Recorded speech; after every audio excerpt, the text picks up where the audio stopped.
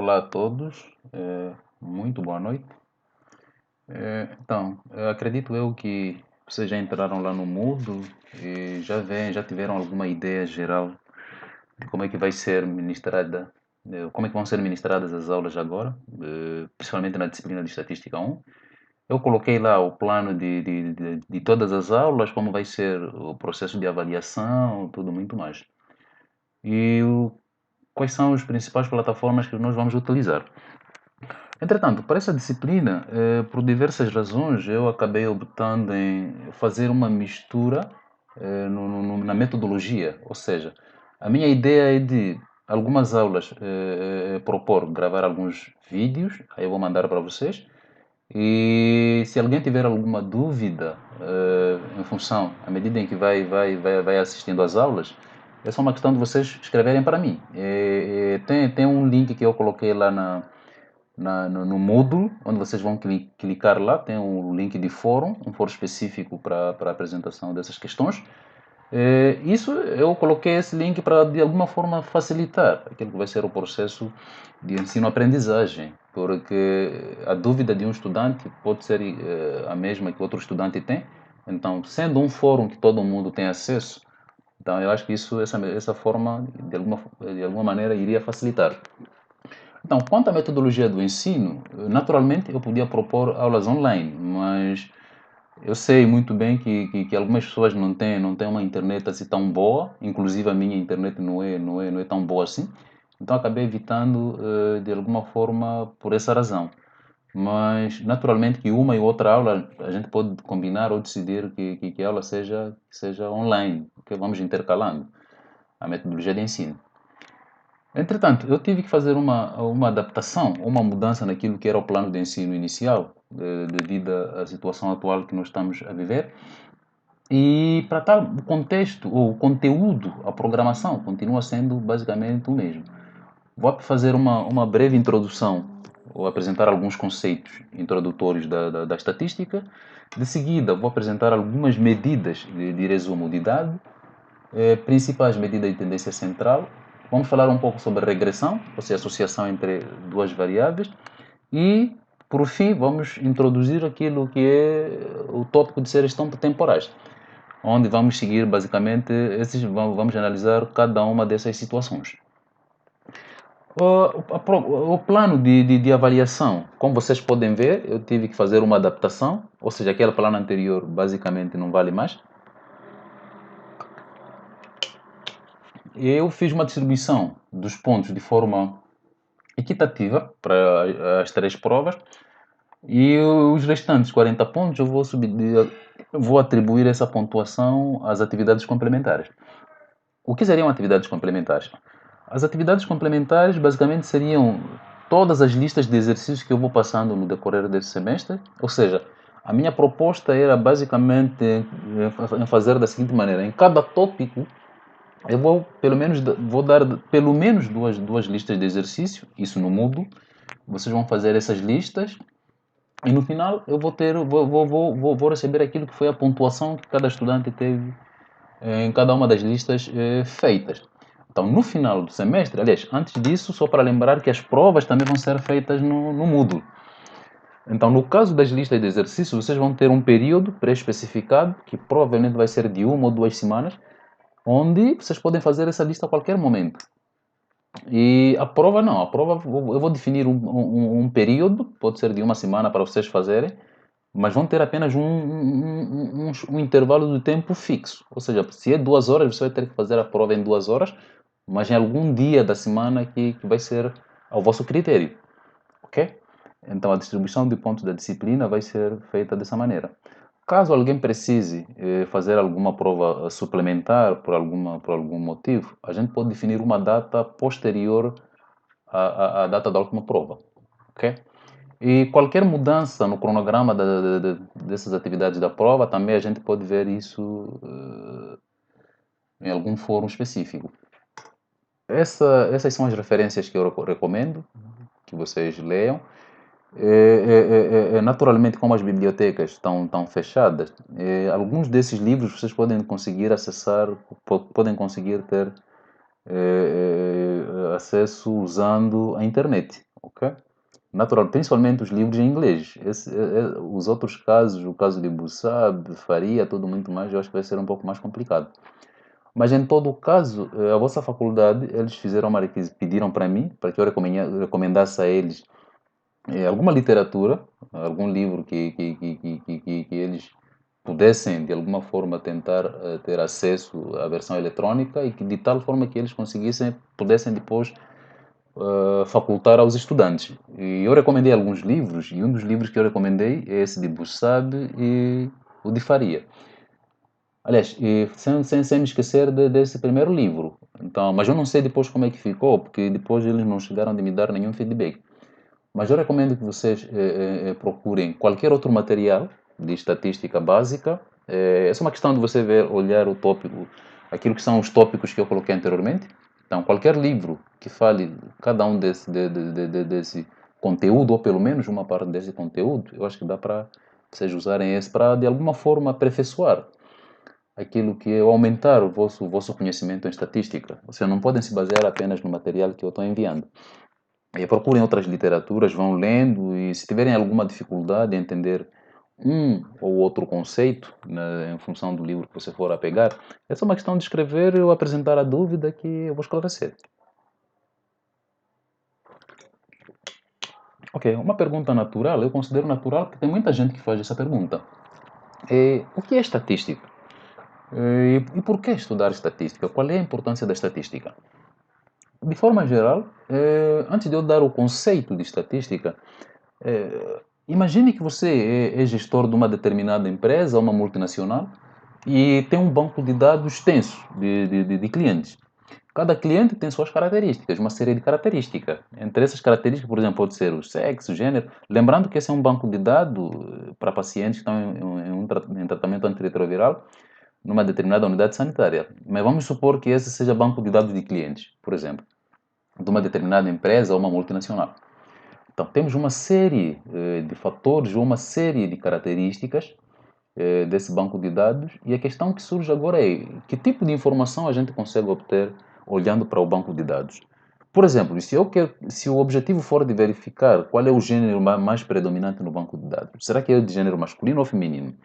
Então, para a gente conseguir fazer essa resposta, a gente precisa usar a estatística, alguma medida estatística que vai nos permitir fazer uma análise nesse banco de dados e posteriormente termos uma informação. E com base naquela informação, ela vai ser útil de tal forma que a gente vai poder usar essa informação para tomar decisões futuras, ou seja, para melhorar algum serviço e cuidado, no caso, particularmente para gestores de hospitais. Ok? Entretanto, entrando agora no conceito, a estatística seria basicamente o conjunto de técnicas ou métodos que tem por objetivo ou que envolve o processo de planejamento de experimento, experimento naturalmente a ser realizado, e o processo de coleta quantificada, assim como a inferência e processamento dos dados. E, finalmente, após processar esse dado, a estatística ela permite, com base nessa informação, disseminar e usar essa informação final para o processo de tomada de decisão. Ok? Então, o outro conceito mais geral que vocês podem encontrar em alguns livros é que a estatística ela pode ser definida como sendo um ramo da matemática que tem por objetivo a coleta, o processo de coleta, análise e disseminação de informação. Então, se formos já pegar esses dois conceitos, basicamente, eles convergem num único ponto, que a estatística ele envolve esse processo de coleta de dados, análise desses dados, disseminação tanto da informação e a última etapa é tomar a decisão com base nos resultados obtidos. Ok, e de forma geral, naturalmente que para ser um bom gestor é preciso conhecer, ter alguma noção das técnicas estatísticas, ok? Porque essas técnicas, elas vão te possibilitar obter uma informação mais consistente ou mais confiável, de tal forma que possa tomar decisões mais assertivas ou decisões mais consistentes, ok? E de alguma forma pode usar a informação obtida com base numa análise estatística feita para melhorar aquilo que é o nível de produtividade da sua empresa ou estabelecimento e qualquer outra instituição. E alinhado a essa estratégia, começaram basicamente as buscas, portanto, dentro da matemática, um ramo que pudesse, portanto, ser importante para esse processo todo, essas etapas de coleta, análise e disseminação de dados. E esse conjunto de técnicas ele é conhecido como sendo a estatística. Ou seja, de forma resumida, na literatura vocês vão encontrar muitos outros conceitos e muitas outras aplicações da estatística, mas resumindo é isso. A estatística busca basicamente, a partir de um conjunto gigantesco de dados, de tomar ou usar alguma método, aquilo que é o conjunto, todo o conjunto de ferramentas envolvido nessa técnica e de tal forma que consiga, com base naquela informação obtida, generalizar ou tomar, melhorar naquilo que é o processo de tomada de decisões. E as principais ramificações da estatística, basicamente, são esses três pontos, que é a estatística descritiva, onde, com base num conjunto de dados, nós vamos apenas descrever algumas características desse banco de dados. Ok? Ou seja, as técnicas descritivas eles trazem uma informação acerca de uma determinada característica no banco de dados. Por sua vez, os modelos probabilísticos, a gente estuda aquilo que é incerteza associado, portanto, a alguns fenômenos aleatórios, ou seja, fenômenos que não conseguimos controlar.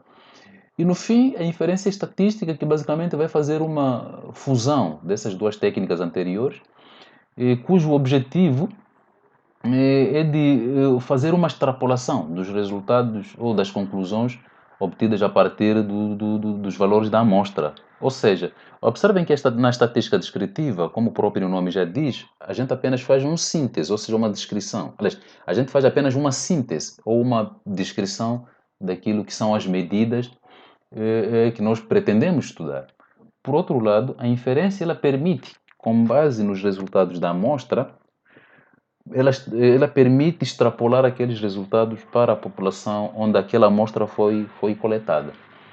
Então, feliz ou infelizmente, nesse curso nós vamos focar apenas nas medidas de síntese ou descrição de dados, mas quem tiver interesse em conhecer um pouco mais da inferência estatística, mais adiante pode ver em cada uma daquelas referências que eu coloquei lá, tem uma abordagem bem sofisticada daquilo que é o conceito da inferência estatística.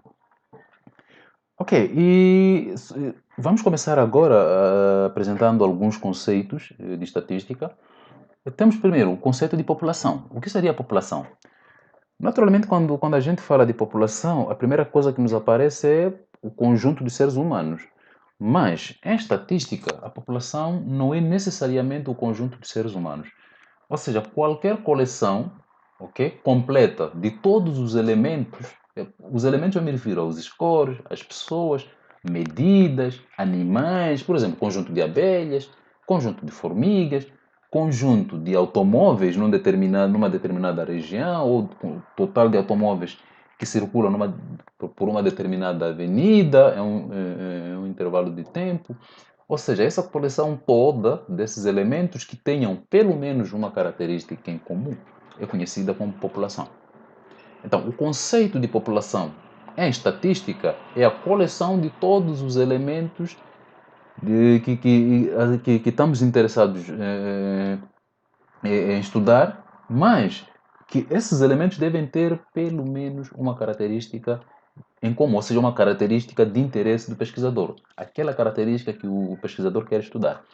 Por exemplo, eu poderia pegar o conjunto de todos os estudantes da FAFIS, como a minha população, ok? Eu quero estudar uma característica com os estudantes, uma característica apenas que os estudantes da FAFIS têm. Por exemplo, então a minha população seria todos os estudantes da FAFIS, independentemente do curso desse estudante. Pode ser estudante de filosofia, geologia, gestão pública e por aí vai. Mas tem uma característica em comum, o fato de serem estudantes da FAFIS. Ok? Também temos a população brasileira, que tem uma característica em comum, o fato de serem cidadãos de nacionalidade brasileira. População de Belo Horizonte, o fato de serem cidadãos que estão morando nessa região, nesse território de Belo Horizonte. Naturalmente que quem mora em Contagem não tem uma característica em comum dessa população, que é a população de Belo Horizonte. Belo Horizonte, aliás, o caso de Contagem, a gente podia considerar isso, olhar isso como sendo uma outra população. Depende do nosso objeto de estudo, porque se a nossa característica de interesse é baseada apenas na população de indivíduos de Belo Horizonte, então quem mora fora de Belo Horizonte não tem mais característica em comum comparando com essa outra população. A população de todos os estudantes ou alunos regularmente matriculados no segundo semestre na Universidade Federal de Minas Gerais também é a minha população. Tem uma característica em comum, que é o fato de serem alunos regularmente matriculados na Universidade Federal de Minas Gerais, naturalmente no segundo semestre. Okay? E o que seria a amostra? Se a população é o conjunto de todos os elementos que tenham a característica de interesse, ou seja, aquela característica que o pesquisador quer avaliar, a amostra seria qualquer subconjunto que for extraída daquela população. Ok? Se eu se a minha população for todos os estudantes da Fafis, eu posso, eu posso tirar qualquer subconjunto da Fafis, que seria a minha amostra. Ou seja, na Fafis eu tenho o curso de gestão pública. Eu posso pegar todos os estudantes do curso de gestão pública, seria um subconjunto daquela população que é a Fafis. Por exemplo, os habitantes de Minas Gerais, nós podemos considerar essa como sendo a minha população. Se o objetivo for de estudar uma determinada característica da população brasileira. Porque nós sabemos que a região de Minas Gerais ela está dentro do Brasil. Ok? Então, sendo um subconjunto da população brasileira, eu posso analisar ela como sendo a minha amostra. E na prática, se vocês forem a olhar, a definição, essa contextualização, essa forma da gente conseguir diferenciar uma população de uma amostra, basicamente reside muito mais naquilo que é a pergunta ou a característica de interesse do pesquisador. Porque se o pesquisador estiver interessado em estudar uma determinada característica na população apenas de Minas Gerais, ou seja, em estudar uma característica para os residentes ou os habitantes do estado de Minas Gerais, a minha população seria todos os habitantes ou todos os indivíduos que moram em Minas Gerais, independentemente da cidade. Ok? Então, e as cidades ou os municípios de Minas Gerais seriam as minhas amostras, por exemplo. Mas eu refiro aqui o estado de Minas Gerais como sendo amostra, logo, a priori a gente sabe que a minha população seria todos os elementos ou todos os indivíduos que estão morando no Brasil. Ou seja, os elementos que compõem essa população brasileira seria a minha população e a amostra seria qualquer subconjunto que eu ia retirar.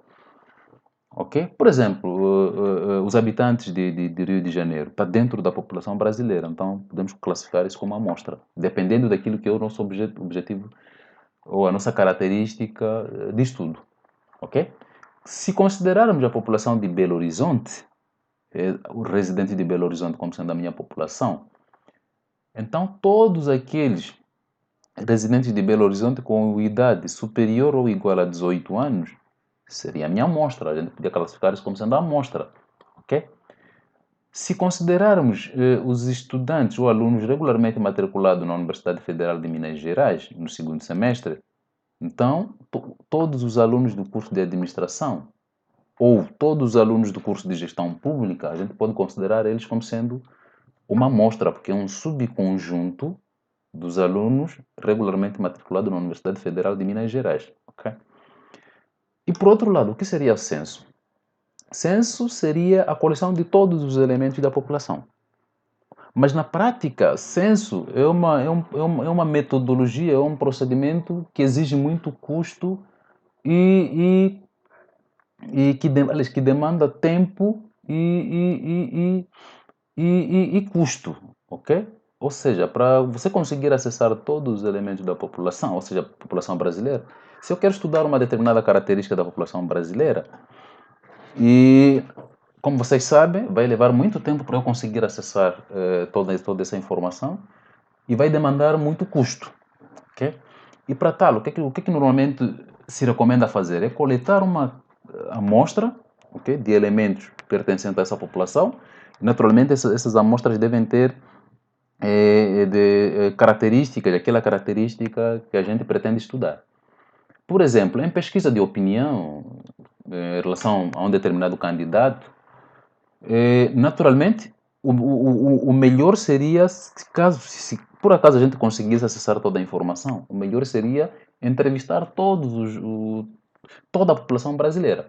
Mas como na prática isso exige muito custo, tempo e recursos humanos e por aí vai, simplesmente uma amostra pode ser selecionada e de seguida faz aquele processo todo de inferência e com base naquele resultado, naturalmente que existe uma margem de erro associada a isso, e com base naquele resultado que a gente vai obter na amostra, generalizamos. Se por acaso a gente conseguisse acessar toda a informação da população, não precisaríamos de usar a amostra. Era simplesmente fazer uma descrição, ok, dos elementos obtidos com base no censo e divulgávamos, seria apenas uma descrição, não haveria nada de inferência, porque inferência é esse processo de trabalhar com a amostra e pegar esse resultado, generalizar para a população toda. E quais são essas características que nós podemos estudar na população? As características que vamos estudar na população são conhecidas como parâmetro. E os parâmetros são quantidades fixas e desconhecidas, ok, de uma população. Por que são fixas? São quantidades fixas porque na prática a população ela é única, ok? A população brasileira ela é única a nível do globo terrestre. Não existe nenhum outro país com o nome do Brasil. Não existe nenhuma outra população brasileira em algum lugar no mundo, ok? A população de Belo Horizonte. A população de Belo Horizonte é única também. Não existe nenhuma outra cidade a nível de Minas Gerais que tenha o mesmo nome de Belo Horizonte. Ok? Então a população ela é única. A única coisa que vai mudar aqui são as amostras, ou seja, dentro de uma mesma população, a gente pode extrair um número infinito de amostras. Se eu dou exemplo da Universidade Federal de Minas Gerais, como sendo a minha população, vocês sabem que lá na Universidade Federal de Minas Gerais nós temos muitas faculdades e cada faculdade tem muitos cursos. Então, cada uma dessas faculdades, os alunos regularmente matriculados em cada uma dessas faculdades, nós podemos considerar como sendo a nossa amostra. E as amostras seriam várias. Mas a nossa população é única, que é a Universidade Federal, todos os estudantes regularmente matriculados na Universidade Federal de Minas Gerais.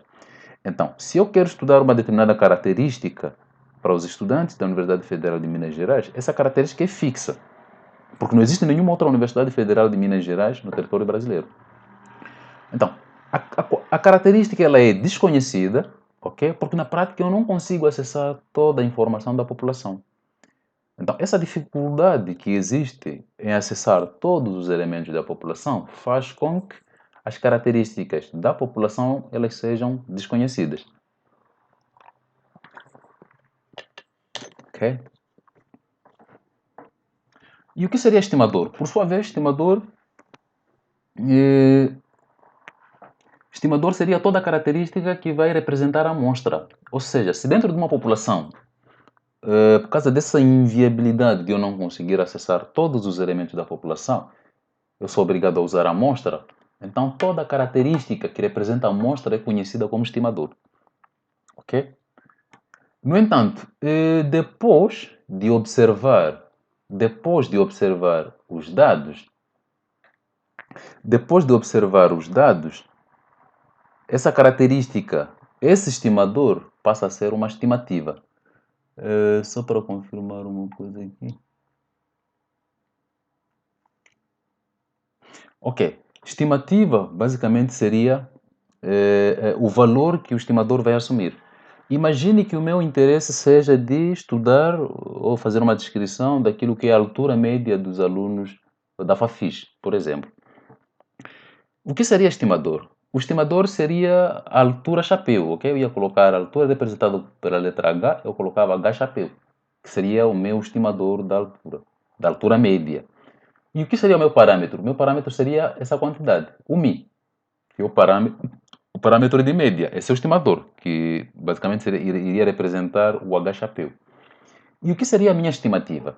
A minha estimativa seria eu selecionar a minha amostra, ok? Entre aqueles estudantes da Fafis, usando algum critério de amostragem, e com base nessa amostra eu ia perguntar cada indivíduo, ou cada estudante, aquilo que era a sua amostra, aliás, aquilo que era o valor da sua altura. Então, no final, eu teria muitos valores observados das alturas. Por exemplo, o primeiro aluno podia dizer, não, eu tenho 1,50 m. O outro tem 1,70 m, 1,80 m e por aí vai. Então, a esse conjunto de valores observados, ok? Com base nesses valores observados, eu posso calcular a altura média. E essa altura média pode ser de 1,70 m. Então, nesse caso, eu ia colocar o mi chapéu vai ser igual a 1,70. Então, essa quantidade de 1,70 que o Mi chapéu assume é conhecido como estimativa. Ou seja, uma quantidade que o estimador assume após os dados serem observados. Depois que nós conseguirmos observar, depois que nós conseguirmos ter essa informação das alturas, e o valor final que vamos obter, que vai ser um número, uma constante, esse valor é conhecido como estimativa. Ok? E, em geral, a população, ela faz parte, pertence a essa região, ok? Eu tenho a população, que é aquela coleção, ou conjunto de todos os elementos que tenham pelo menos uma característica em comum, ou seja, aquela característica que o pesquisador está interessado em mensurar. Por outro lado, qualquer subconjunto ou qualquer parte que formos a tirar dessa população, ela é conhecida como amostra, ok? E a amostra ela não é única, como disse anteriormente. Se a minha população em estudo é determinar ou estudar uma característica dos alunos da Universidade Federal de Minas Gerais, eu podia considerar cada uma das faculdades como sendo a minha amostra. Ou, se o meu objeto de estudo for exatamente uma característica específica que só os estudantes da Fafiche têm, as minhas amostras seriam os cursos, porque eu sei que na Fafiche todos os elementos, todos os estudantes regularmente matriculados na Fafiche seria a minha população, e os estudantes referente a cada um dos cursos podia ser a minha amostra. Ou eu podia pegar um outro subgrupo, todos os estudantes da Fafis que sejam do gênero feminino, seria a minha amostra. Ou todos os estudantes da Fafis do gênero masculino, podia ser a minha amostra. Ou os estudantes da Fafis que tenham uma idade superior ou igual a 30 anos, seria a minha amostra. Ou seja, tem um número infinito de amostras que eu posso selecionar. E o critério de seleção dessas amostras depende muito mais daquilo que é a característica também que eu quero mensurar, ok? Então, várias amostras podem ser coletadas. E com base nessas amostras, eu posso modelar, usando alguma descrição de probabilidade ou alguns modelos de probabilidade para modelar essa característica de interesse, ou posso simplesmente usar medidas descritivas. Ok? Calcular a altura média, calcular a variabilidade nas alturas e verificar como é que essas alturas se comportam em termos de distribuição e por aí vai. Entretanto, se o objetivo for de generalizar essa característica para a população, eu vou fazer uma mistura dessas técnicas estatísticas e modelos probabilísticos de tal forma que possam me fornecer base para fazer inferência e os resultados obtidos nessa amostra consigo generalizar para a população. Para fazer isso, para conseguir fazer essa generalização, é necessário que a gente consiga, é necessário que a gente use algum procedimento ou algum método de amostragem que envolva de alguma forma a medida de probabilidade durante o seu processo de seleção. Porque, dado que são diferentes amostras que eu posso selecionar, então devem existir diferentes formas de como selecionar essa amostra, ok? Não vai ser apenas por mera casualidade. Ou seja, existem muitas técnicas de como essas amostras podem ser selecionadas. Entretanto, eu vou parar por aqui. No próximo vídeo vamos falar um pouco daquilo que são os procedimentos ou os métodos de amostragem. E por hoje é tudo. Obrigado e boa noite para vocês.